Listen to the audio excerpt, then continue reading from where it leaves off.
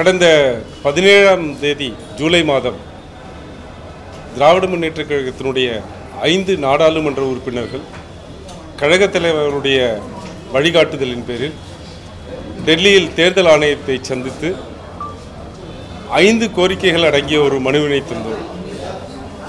அந்த கோரிக்கைகளில் 1/5/2025 தேதியிட்ட தேர்தல் ஆணையத்தினுடைய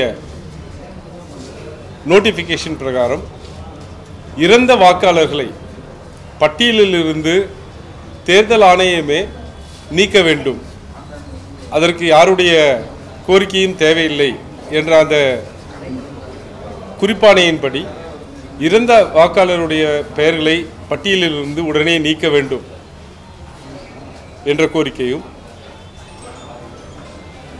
இரண்டாவதாக ஹேண்ட்புக்ஸ் ஆஃப் நிறைய வழிகாட்டுதல் புத்தகங்கள் உள்ளன, கையேடுகள் உள்ளன. அந்த கையேடுகள் எல்லாம் தேர்தல் ஆணையத்தினுடைய இணையதளத்தில் ஆங்கிலத்திலும் இந்தியிலும் மட்டுமே இருக்கிறது. அவற்றை தமிழில் தர வேண்டும், அனைத்து பிராந்திய மொழிகளிலும் தர வேண்டும் என்ற கோரிக்கையை வைத்திருக்கிறோம். மூன்றாவதாக தேர்தல் ஆணையத்தால் நியமிக்கப்பட்டுள்ள பாகநிலை அலுவலர்கள், BLO என்று சொல்லக்கூடிய பாகநிலை அலுவலர்களும், அரசியல் கட்சிகளால் நியமிக்கப்படக்கூடிய பாகநிலை முகவர்களையும் BLA2 என்று சொல்லக்கூடிய பாகநிலை முகவர்களும் இணைந்து செயலாற்ற தேர்தல் ஆணையம் உரிய வழிமுறைகளையும் நடைமுறைகளையும் வகுத்து தர வேண்டும் என்று கேட்டிருந்தோம். நான்காவதாக வாக்குப்பதிவில் ஏற்பட்டிருக்கக்கூடிய சில திருத்தங்களை முறையற்றது, அந்த முறையற்ற விதிகளை நீக்க வேண்டும் என்று கேட்டிருந்தோம். ஐந்தாவதாக எப்படி பீகாரில் சிறப்பு தீவிர வாக்காளர் பட்டியல் திருத்தம் நடைபெறுகிறதோ அதை போல தமிழகத்திலும் நடக்க இருக்கிறதால் இங்கே ஆதார் எண்ணையும் குடும்ப அட்டையையும் ஒரு வாக்காளருடைய அடையாள அட்டைகளாக ஏற்றுக்கொள்ள வேண்டும் என்று கேட்டிருந்தோம். இந்த ஐந்தாவதாக உள்ளதை தவிர மற்ற 4ஐயும் உடனே பரிசீலித்து ஆவண செய்வதாக தேர்தல் ஆணையம் எங்களுக்கு சொல்கிறது. ஆனால் இன்று வரை அந்த வழியில் எந்த முயற்சியும் எடுக்கவில்லை. தேர்தல் ஆணையம் கையேடுகளை தமிழ்படுத்தவில்லை, BLOக்களுக்கு சரியான உத்தரவை தரவில்லை, இறந்த வாக்காளர்களை நீக்குவதற்கு எந்த நடவடிக்கையும் எடுக்கவில்லை, விதி திருத்தங்களை குறித்து எந்த ஆய்வையும் மேற்கொள்ளவில்லை. எனவே இவற்றையெல்லாம் வலியுறுத்தி இன்று நடந்த சென்னை அண்ணா அறிவாலயத்தில் நடந்த மாவட்ட செயலாளர்கள் கூட்டத்திலும் அதற்குரிய தீர்மானம் நிறைவேற்றப்பட்டிருக்கிறது. பீகார் மாநிலத்தில் நடக்கக்கூடிய வாக்காளர் திருத்த பட்டியல் எவ்வளவு மோசமான விளைவுகளை ஏற்படுத்தி கொண்டிருக்கிறது என்பதை நாடே பார்த்து கொண்டிருக்கிறது. ஏறக்குறைய 65 லட்சம் வாக்காளர்கள் தங்களுடைய வாக்குகளை இழந்து நிற்கிறார்கள். அதற்கான உரிய விளக்கத்தை தேர்தல் ஆணையம் அரசியல் கட்சிகளுக்கோ உச்சநீதிமன்றத்திற்கோ தர மறுக்கிறது. இந்தியா கூட்டணியில் ஒரு மிக முக்கியமான அங்கமாக விளங்கக்கூடிய திராவிட முன்னேற்றக் கழகமும் இந்த தேர்தல் ஆணையத்தினுடைய செயலை எதிர்த்து போராடும். எனினும் கூட தமிழ்நாட்டில் அப்படி ஒரு சிறப்பு திருத்த முகாம் நடத்தப்பட்டால் அதற்கு எல்லா துறையிலும் சட்ட ரீதியாகவும் அறிவியல் ரீதியாகவும் களத்தில் நாங்கள் தயாராக இருக்கிறோம். எனவே இங்கே அதுபோன்று எந்த ஓட்டுகளையும் வாக்குகளையும் நீக்காமல் பார்த்து கொள்ள வேண்டியது திராவிட முன்னேற்றக் கழகத்தினுடைய கடமை என்று நினைக்கிறோம். அதை செய்வதற்கு நாங்கள் தயாராக இருக்கிறோம்.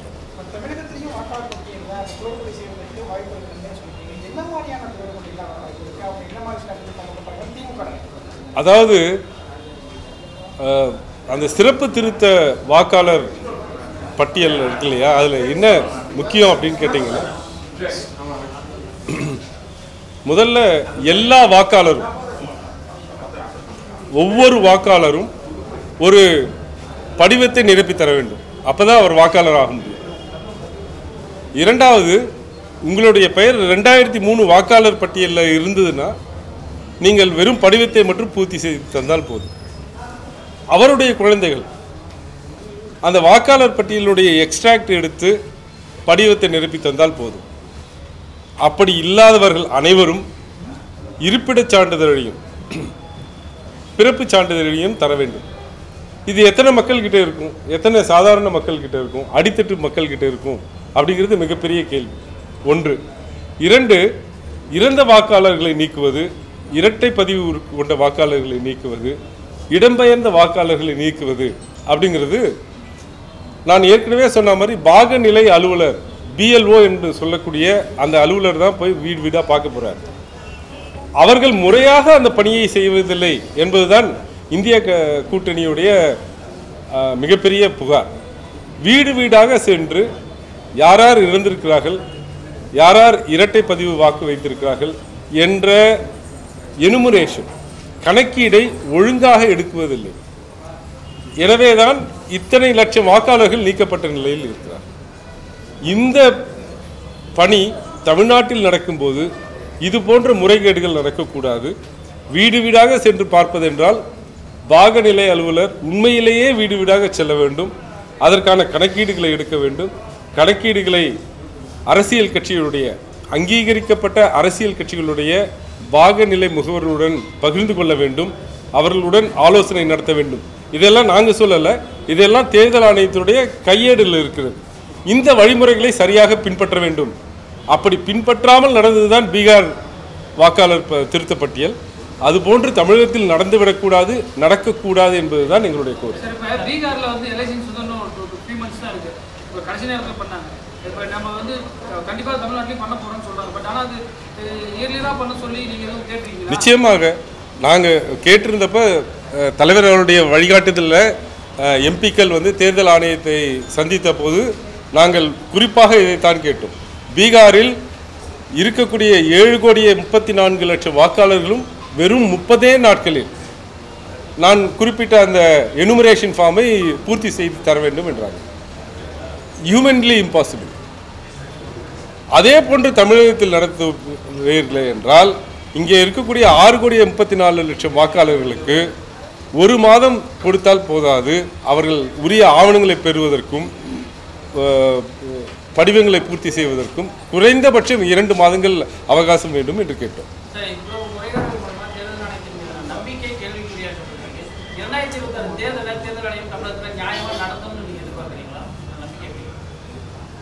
அது உண்மையிலேயே சந்தேகத்துக்குரியதுதான். ஆனால் திராவிட முன்னேற்ற கழகத்தினுடைய அடிமட்ட தொண்டதிலிருந்து தலைமை கழகம் வரை இதில் உறுதியாக களத்தில் இருந்து போராடுவதால் அந்த முறைகேடுகளை அனுமதிக்க மாட்டோம்.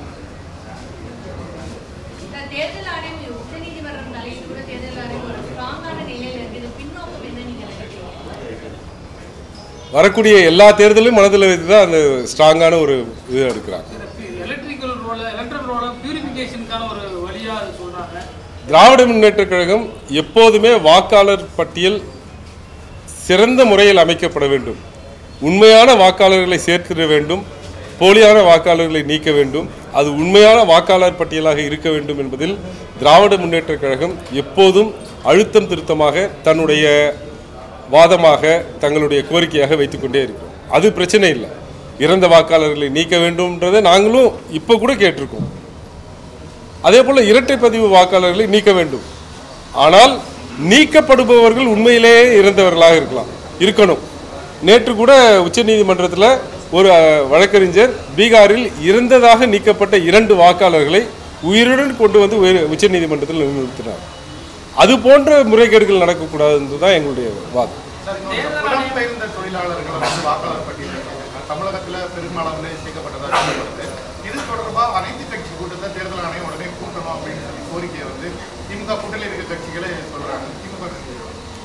அதாவது ஒரு நபர் வந்து ஒரு இடத்துல தான் வாக்காளராக பதிவு செய்து கொள்ள வேண்டும் என்பது அடிப்படை உரிமை கிடையாது. அது சட்டப்படியான உரிமை. அதற்கு அவர் 3 அடிப்படை தகுதிகளை பெற்றிருக்க வேண்டும். ஒன்று, இந்திய குடிமகனாக இருக்கணும். 18 வயது நிர்மையராக இருக்கணும். 3வது, அந்த இடத்தில் சாதாரணமாக வசிப்பவராக இருக்கணும். ஆர்டினரி ரெசிடெண்ட்டாக இருக்கணும். அந்த தகுதி உடையவர்களை யார் வேணாலும் இங்கே வாக்காளர் ஆகலாம். ஆனால் யார் ஆர்டினரி ரெசிடெண்ட் என்பதில் தான் பிரச்சனை இருக்கிறது. அதை ஒவ்வொரு வாக்காளரும் வெளியிருந்து வரக்கூடிய ஒவ்வொரு வாக்காளரும் தான் எப்போதுமே இங்கே தான் வசிக்கப் போகிறேன் என்பதை நிரூபிக்க வேண்டும். அவருடைய குடும்பம் வேறு மாநிலத்திலிருந்து அவர் 3 மாதத்துக்கு ஒரு தடவை 4 மாதத்துக்கு ஒரு தடவை இங்கேருந்து வந்துட்டு போகிறவராக இருந்தால் அவர் சாதாரணமாக குடியிருப்பவராக கருதப்பட மாட்டார். இதுதான் பிரச்சனை. கான்ஸ்டியூஷன்ல வந்து ஆர்டினரி சிட்டிசனுக்கான டிஃபரன்ஸ் இருக்கு.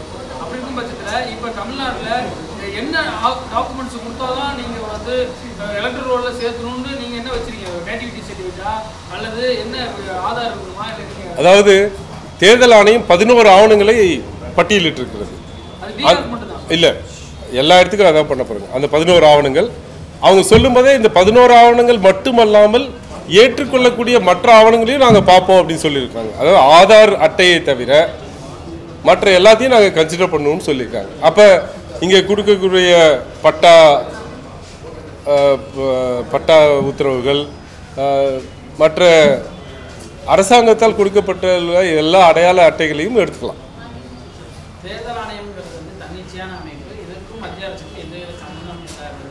தமிழிசை சமுதாயம் சொல்றாங்க தேர்தல் ஆணையம் நியாயமாக தேர்தல் முன்பே இந்த கேள்வி கேட்க 2 விஷயம். இவிஎம் மிஷினை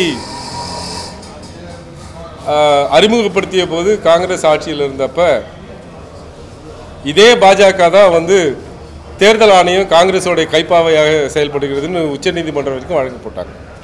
இப்போ எப்படி மாறிச்சு?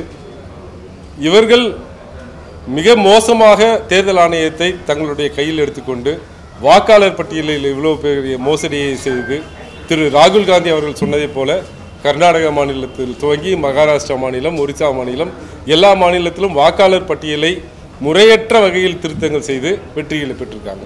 அதனால் அவங்க அப்படி தான் சொல்லுவாங்க. அதற்கான எந்த ஆதாரத்தையும் அவங்களால தர முடியல, தந்ததில்லை. ஏன்னா அவங்க சொல்றதுக்கான அடிப்படை ஆதாரங்கள் எதுவும் இல்லை. அது ஏற்கனவே அமைப்பு செயலாளர் அவர்கள் அதுக்கு உரிய பதிலை சொல்றாங்க. இல்லைங்க, அதுக்கு உரிய பதிலை ஏற்கனவே அமைப்பு செயலாளர் சொல்லிட்டாங்க. சரி.